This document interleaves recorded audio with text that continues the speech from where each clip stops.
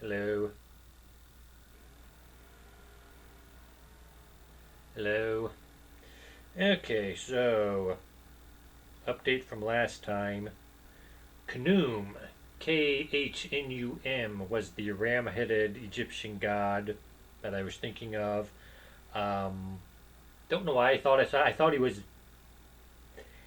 a creator god, and so he is important in that means. I was thinking he was important in the um, since that he was one of the more common, better known. That's why I was thinking Osiris at the time. But it was Khnum, um, and he was also important in the sense that he had a temple on an island called Abu. Abu is in the Nile. It's close to the Aswan Dam. That was the Egyptian name for it. The Greeks called it Elephantine, which it is now referred to. And so that is the island, or that is where the Jewish settlement was in with the 5th century BC. I thought it was around 300. I knew it was during the Persian Empire. I just had the Persian Empire states wrong. And that's where, again, the Jews at the settlement there wanted to keep the Passover, and they were killing a ram or a lamb, which would have been offensive to the people because they had a temple to Khnum there. And so that's the story I was thinking about last time.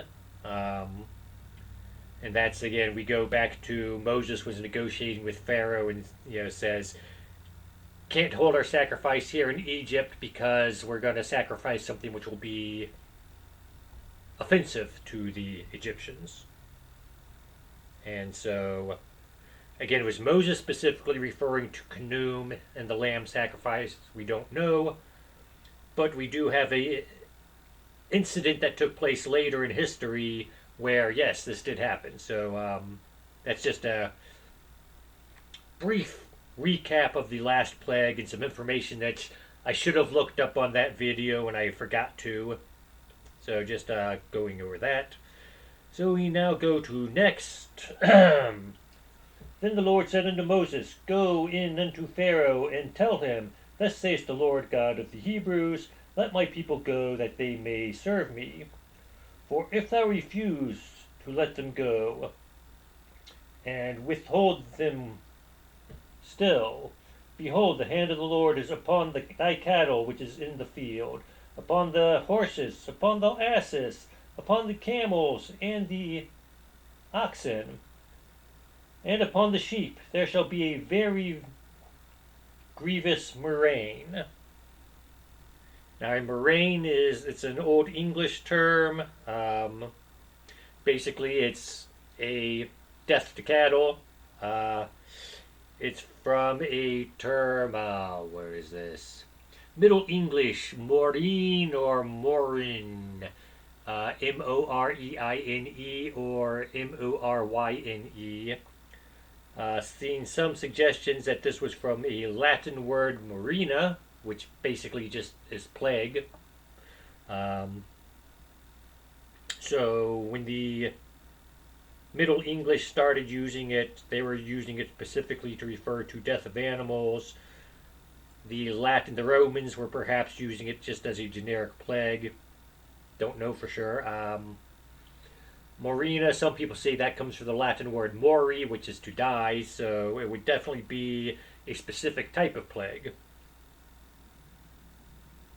So this is an interesting one. We talk about. I've been titling these, the plague of blood, the plague of frogs, the plague of flies, and this is one. This is like the plague of death of cattle, or the plague of murrain, or something we typically don't have a modern term use that we can just call it the plague of something with. But that's an aside. Okay, where else are we here? And the Lord appointed a set time, saying, Tomorrow the Lord shall do this thing in the land. So once again, we had with the frogs. Decided, okay, I'll remove the I'll remove the plague. When do you want it done? We're not going to have any argument of, oh, the frogs probably left on their own. Tell me when you want it done. We'll do it then. And so Pharaoh chose do it tomorrow. Boom, tomorrow all the frogs died. End of plague.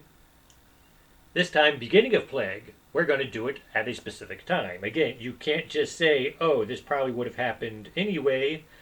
Tomorrow, your cattle are going to get sick. And the Lord did that thing on the morrow, and all the cattle of Egypt died, but of the cattle of the children of Israel died not one. So there we go. Now, this comes into some interesting things. I looked up animal diseases. Because what do we think of here? Currently, avian flu is a thing. About 20 to 25 years ago, mad cow disease was a thing. And people thought that was it. We're not going to be able to eat beef and all this. Mad cow disease sort of, it didn't just go away, but it became, it wasn't the great problem people thought it was going to be. Let's put it that way. Probably still exists. Didn't think to look that up, but again, people were thinking we're no longer going to be able to eat hamburgers because of mad cow disease, and it turns out that wasn't the case. Anthrax was pretty well known for a while, and that's I think that's sort of the one animal disease we tried to weaponize it back after World War II. So that's somewhat famous. And then we get like hoof and mouth disease, which is famous because that's one, wholesale slaughter of animals. We find one of your animals has it, we're going to kill your entire herd just to control it. So we have had some nasty animal diseases in the past. So look some of these up. Hoof or foot and mouth disease. I sometimes say hoof and mouth. I've seen it written as both, but most recently I've seen it as foot and mouth. But I'm probably going to end up saying them interchangeably just because I'm used to hoof and mouth. That one is very virulent. It spreads quickly. That's one of the reasons why they had such an extreme response to it, just because it would spread quickly. Now, from what I've seen of it, and this is basically James Herriot, if you've read his books, he talks about an incident where they discovered a case. And it starts off fairly minor. It's you're looking for little blisters around the mouth and nose of the livestock. I think they're like specific shaped blisters, but other than that, the animals are running around. They're perfectly fine. It's they have this disease which is eventually can kill them or can spread. It's not always 100% lethal, but it'll spread. It can be lethal. How often it'll go back and forth among cattle is so. It's one of those things. When you find out about it, you want to get rid of it. So again, animals can have this for a few days perhaps before they start to show other symptoms. So unless you're really paying close attention, you don't know if they're going to get it or spread it or anything like that. I bring that up because, again, how long did the Egyptians' cattle have the Murrain? And strict reading of the Bible, it sounds like they had it for 24 hours or less. It's hard to say.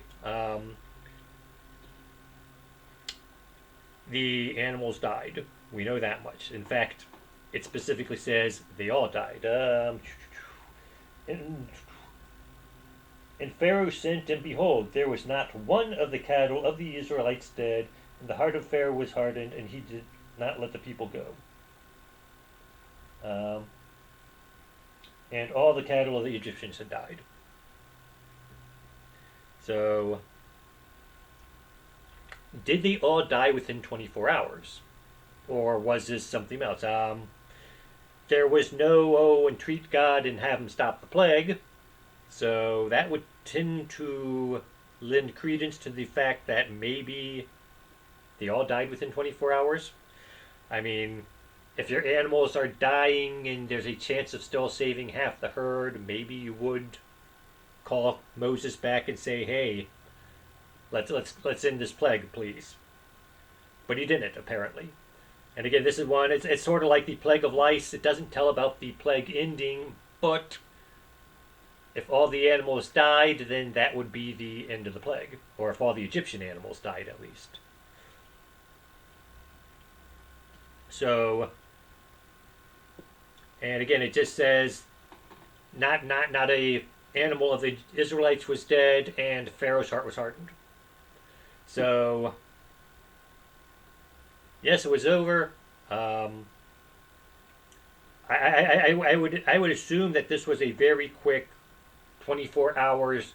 Your cattle get sick, whether or not they show signs of it or whether they just drop dead on their own, we don't know. But all the Egyptian cattle died would make me think this happened quickly. Because they would have had it, if this was just animals getting sick, then they would have had an opportunity to say, okay, we'll let you go, just end the disease, and it might have happened. But they didn't. All the animals died, so I'm going to assume this happened quick enough, 24 hours. Because again, it says, on the morrow this will happen. So on the morrow they will all be sick, or on the morrow they will all die. We don't know how long the disease lingered. But just the very fact that all of them died eventually, and there wasn't a chance to turn around and say, end the plague and we'll let you go, and then change your mind after that, would lead me to believe that they all died very quickly, possibly within the 24 hours of the morrow.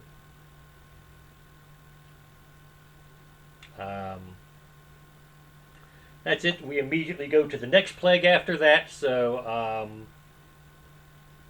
we get very little follow-up on this one.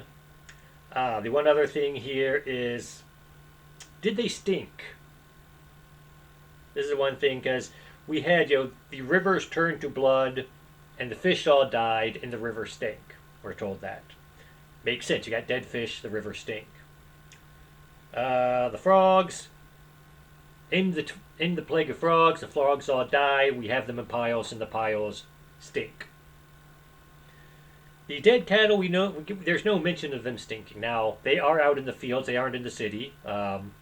We already mentioned, the Egyptians did have canals going into the city and stuff like that, so the river stinking would have affected people in the city. The frogs just died in the city and they were piled up in heaps, so them stinking would have. The animals were all out in the fields, mostly. So the idea that they don't mention the animals stinking, although I'm assuming a bunch of dead animals would stink, it's just a matter of where this took place. It didn't happen in the city, so it wasn't as noticeable. That is it. That is a Murrain and what it is.